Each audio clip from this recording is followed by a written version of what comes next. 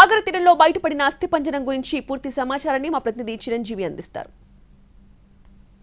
సాగర్ తీరంలో ఒక మానవ అస్థిపంజరం కలకలం రేపింది. గాజువాక పరిసర ప్రాంతాల్లోని అప్పికొండ గంగవరం పోర్ట్ బీచ్ ఈ మధ్యలో ఒక మానవ అస్థిపంజరం ఇసుక తిన్నుల్లో బయటపడినటువంటి సంఘటన కలకలం రేపింది. ప్రస్తుతం మన సంఘటన స్థలం వద్ద ఉన్నాం. ఈ స్థలం వద్దనే ఒక మానవ అస్థిపంజరం అనేది ఆలస్యంగా వెలుగులోకి చూసింది. అయితే ఇటువైపుగా వెళ్తున్నటువంటి కొంతమంది పర్యాటకులు ఇలా ఈ మార్గం గుండానే నడుస్తూ ఉండగా ప్రస్తుతం అయితే ఆ కాలికి ఏదైతే అస్థిపంజరం దొరకడం జరిగింది. అయితే దీంతో వాళ్ళంతా కూడా ఒక్కసారిగా భయాందోళనకు గురయ్యారు. అయితే ఈ అస్థిపంజరం ఎక్కడి నుంచి వచ్చింది, లేదంటే సముద్రం నుండి కొట్టుకొచ్చిందా, లేదంటే ఇసుక తిన్నుల్లోనే ఎవరైనా కప్పి పెట్టేశారా అనేది కూడా ప్రస్తుతం మిస్టరీగా మారింది. వెంటనే ఇక్కడ కొంతమంది పర్యాటకులు ఇక్కడికి వచ్చినటువంటి పర్యాటకులు అయితే మాత్రం పోలీసులకు సమాచారం అందించగా వెంటనే ఇక్కడికి పోలీసులు చేరుకొని తర్వాత అస్థిపంజరం యొక్క ఎలా వచ్చింది, ఎవరు దీన్ని చేశారని చెప్పేసి ప్రస్తుతం కేసు నమోదు చేసుకుని దర్యాప్తు చేస్తున్నారు. ప్రస్తుతం అస్థిపంజరాన్ని అయితే విశాఖ KGH కు తరలించారు. అక్కడ ఫోరెన్సిక్ డిపార్ట్మెంట్ తరలించిన తర్వాత ఇంతకీ ఆ అస్థిపంజరం ఆడవారిదా మగవారిదా అనేది కూడా తెలియాల్సి ఉంది.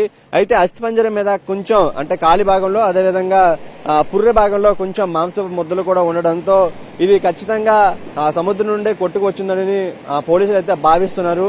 ఒకవేళ సముద్రం నుండి కొట్టుకుని వచ్చి ఉంటే ఖచ్చితంగా ఆ మాంస ముద్దలు ఈ సమయం ఉన్నటువంటి భాగాల్లో అయితే మాత్రం పూర్తిగా చేపలు అన్ని కూడా తినేసి ఉండాలి.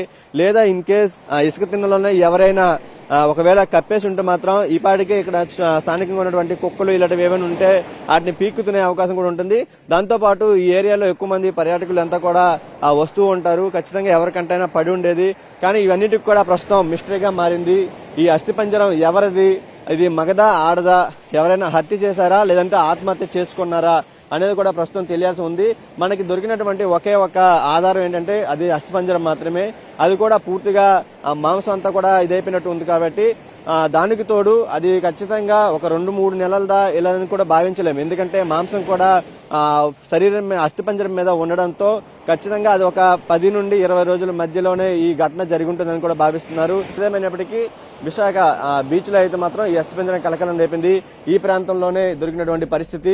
ఇటువైపుగా నడుచుకుని వెళ్తున్నటువంటి కొంతమంది పర్యాటకులకు కాలికి తగలడంతో వాళ్ళు వెంటనే ఆందోళనకు గురై వెంటనే సమాచారం జరిగింది. మరి ఈ అస్థిపంజరం కలకలం రేపడంతో ప్రస్తుతం ఈ అస్థిపంజరం ఎవరిది, ఇది ఆడవారిదా మగవారిదా అనేది తేల్చే పనిలో కూడా ప్రస్తుతం అయితే పోలీసులు నిమగ్నమయ్యారు. కెమెరామెన్ రవితో చిరంజీవి NTV అప్పికొండ బీచ్ నుంచి.